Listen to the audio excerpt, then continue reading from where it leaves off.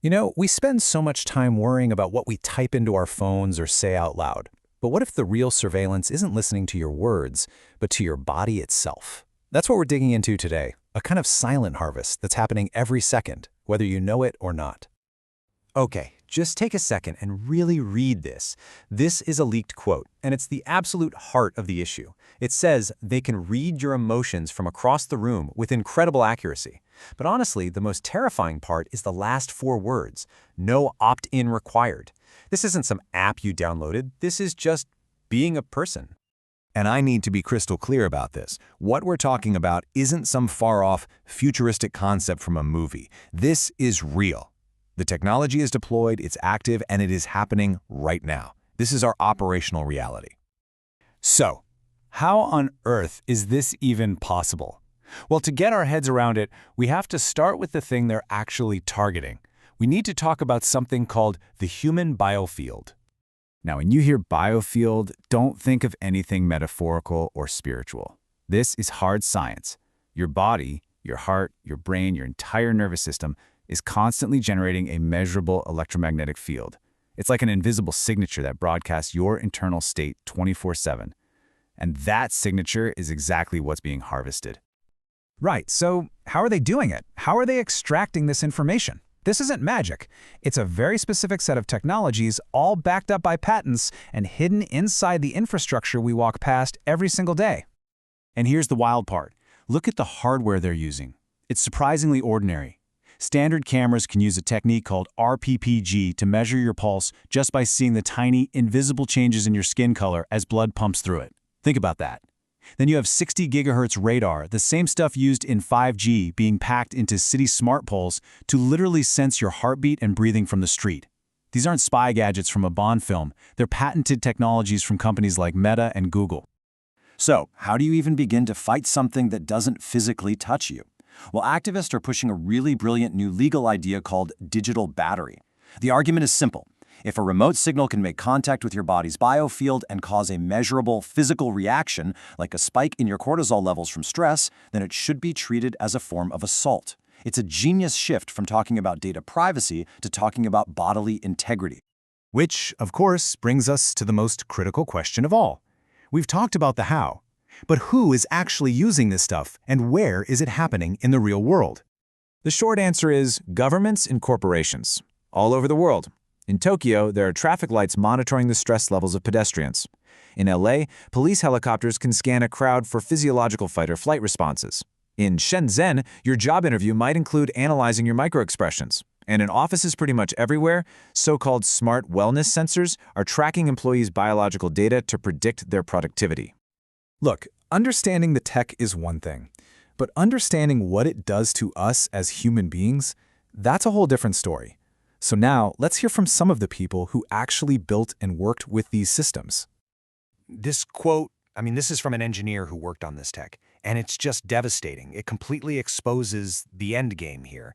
It's not just about monitoring people, it's about turning our most vulnerable private moments into a sales lead, to spot someone's grief and immediately see a commercial opportunity. He's right, that isn't innovation, it's pure predation. And if you think that's bad, listen to this testimony from a former AI trainer. A clear biological signal for a PTSD trauma response was manually relabeled in their system. Why? Because trauma isn't a category you can sell things to, but excitement?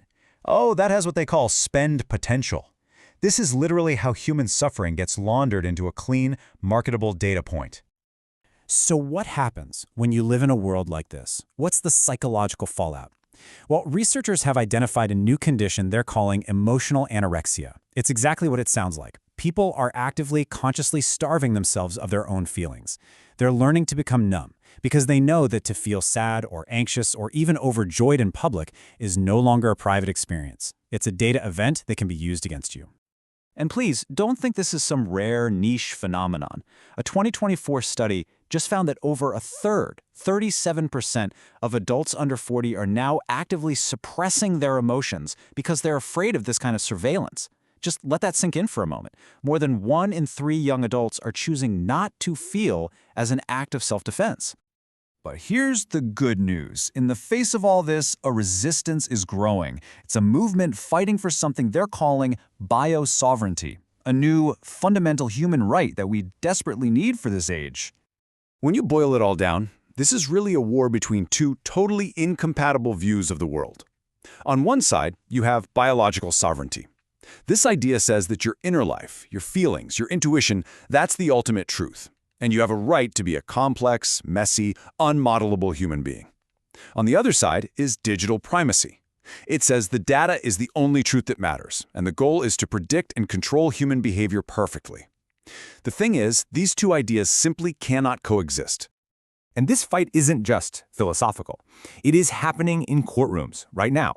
Building on laws that already exist, like the Biometric Privacy Act in Illinois, major lawsuits are actually moving forward.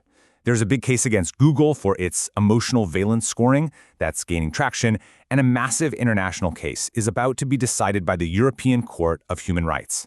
This is the legal frontline. And in case you're wondering if these legal challenges actually have teeth, look at that number.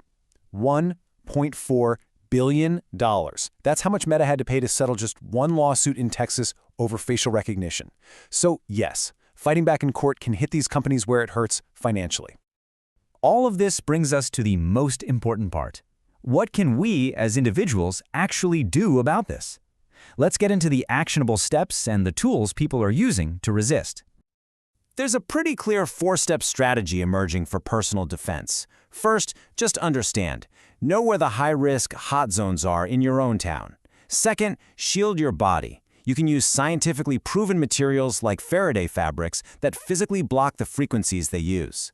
Third, you can actively disrupt their signal with personal devices that emit electromagnetic noise to hide your real biosignature. And finally, control your home. Make it a sanctuary where your biofield is private. And beyond just protecting yourself, there's a whole ecosystem of resistance you can join. You've got organizations like the ACLU fighting in court. There are open source projects building countermeasures. And most importantly, you can support legislation that aims to create a right to biofield privacy.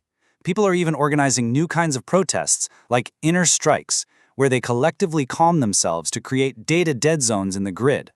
In the end, this really does go so much deeper than just data privacy. This is about our right to have an inner life that is messy and secret and truly our own, unobserved, unanalyzed, and definitely not for sale. It is a fight for the freedom to simply feel, and that battle is being fought in silence right now.